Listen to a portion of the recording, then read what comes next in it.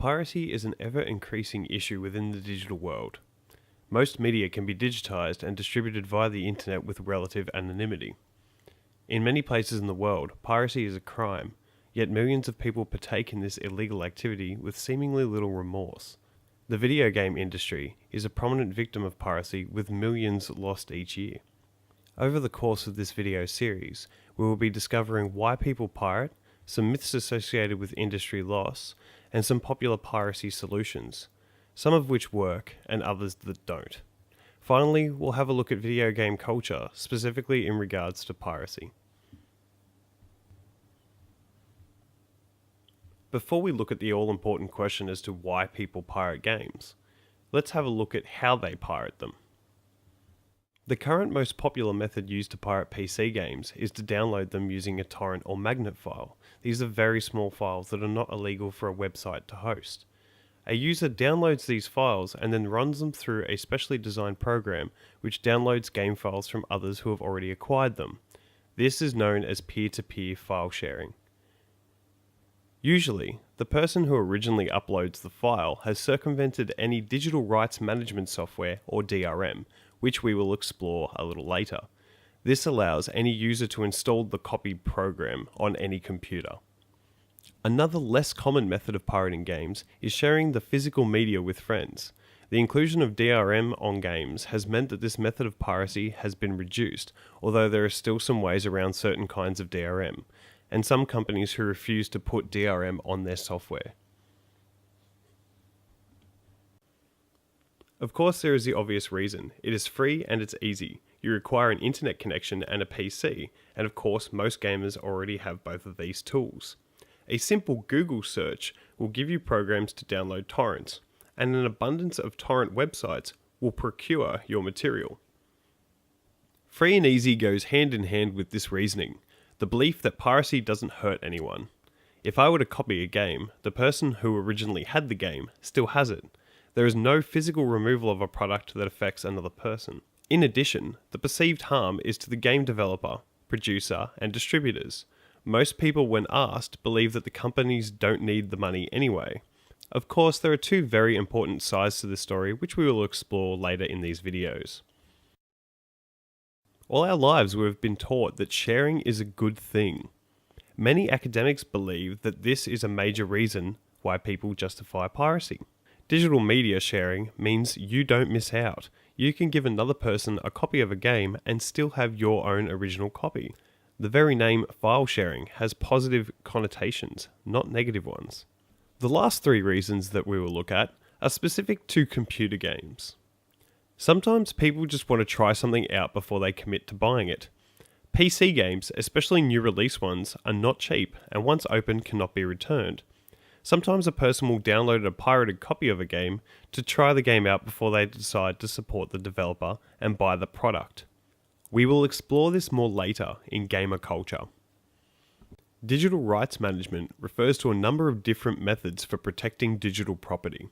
It can be a component of the software that forces some kind of internet verification, either when installing, every time the program starts, or the whole time you are playing. It can be a serial code input or a CD verification, both of which are quite archaic methods these days. In extreme situations, it can be software that detects any augmentation to the product and alters gameplay to make the game unplayable.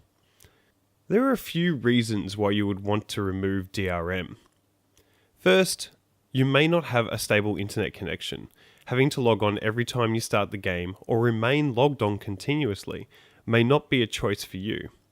In this case, circumventing the DRM or acquiring a copy of the game that doesn't have the DRM will mean you can play it. Second, sometimes DRM has detrimental consequences to systems on your PC. One of the issues with PCs is that they are not standard. Pretty much everyone's PC is different. They are a conglomerate of different hardware and software, and sometimes you don't know how something is going to affect your system. Pirating alone doesn't constitute activism. Just pirating games is getting games for free. Usually there is a combination of piracy and discourse. Piracy for activism is usually for DRM removal, protest against End User License Agreement, or EULA, price, or region restrictions. DRM we have already talked about, so I'll just say that this kind of protest can actually work. Many smaller developers have removed DRM from their products.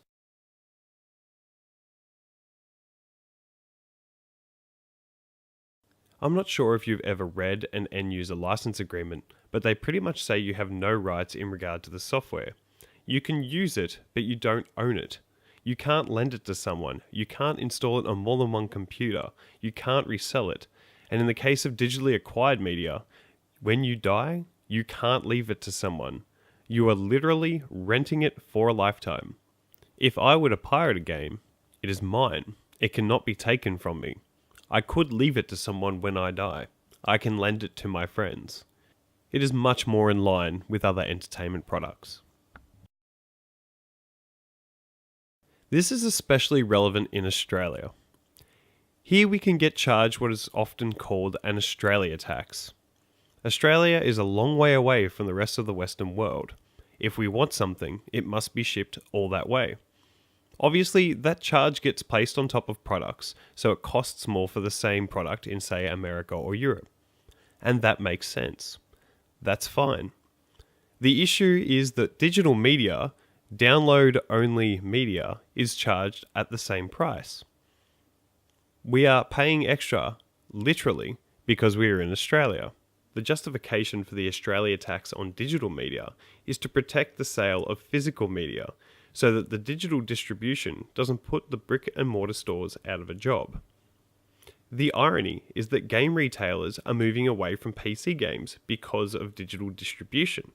Many Australian gamers pirate because the Australia tax on digital media is an unjust cost. Just a quick look at region restrictions. Region coding is not really an issue for PC games. There is not the same restriction as there is on console games. However, Australia's unusual classification system can sometimes cause a game to refuse classification. Many people believe that, as adults, they can decide what they want to view. Some people pirate games so they can play games that have been refused classification in Australia. So far, we have looked at what pirating is, how people pirate, and why people pirate. The next video will look at popular piracy solutions, industry loss myths, and gaming culture. See you next time.